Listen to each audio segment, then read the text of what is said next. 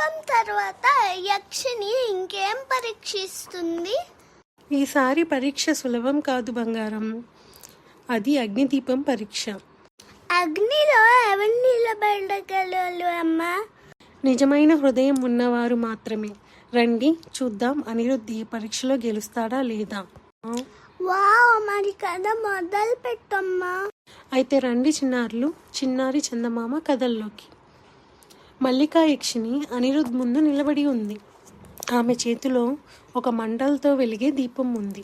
కానీ ఆ మంటలు ఎరుపు కాదు, నీలం రంగులో. అనిరుద్ధ్ అనింది యక్షిని, ఇది అగ్నిదీపం పరీక్ష. నిజం చెప్పిన వాడు మాత్రమే దీన్ని తాకగలడు. అబద్ధం చెప్పిన వారికి ఈ దీపం మంటగా మారుతుంది. అనిరుద్ధ్ గుండె బలంగా కొట్టుకుంటుంది. ఆమె కళ్ళల్లో ధైర్యం కనిపించినా మనసులో భయం దాగి ఉంది. అతనికి గుర్తొచ్చింది, నిన్న అమ్మ అడిగినప్పుడు పరీక్షలో బాగా రాస్తావా అని. నేను అవును అన్నాను, కానీ నిజానికి రాయలేకపోయాను. అతని చేతులు వణికాయి.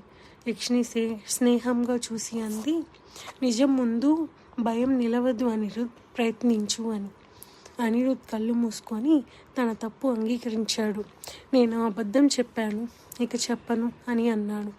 ఒక్కసారిగా ఆ నీలం అగ్ని బంగారంగా మెరిసింది. మల్లికా యక్షిని చిరునవ్వు చిందించింది.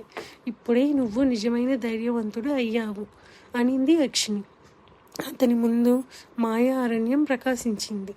దూరంగా ఒక స్వరం వినిపించింది, తర్వాత పరీక్ష నిజమా మాయా అని. మల్లికా యక్షిని మెల్లగా అంది, ఇప్పుడే అసలు రహస్యం మొదలవుతుంది అని.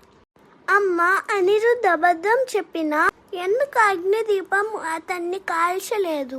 ఎందుకంటే బంగారం, అతను నిజం అంగీకరించాడు. నిజం చెప్పడం కూడా ధైర్యమే. అయితే మల్లికా యక్షిని కూడా పరీక్షిస్తుందే?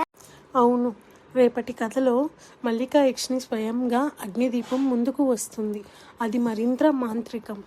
వావ్, రేపు వింటాం కదా. అవును బంగారం. మా బంగారంతో మీరు కూడా వినాలంటే చిన్నారి చందమామ కథలు సబ్స్క్రైబ్ చేసుకోండి.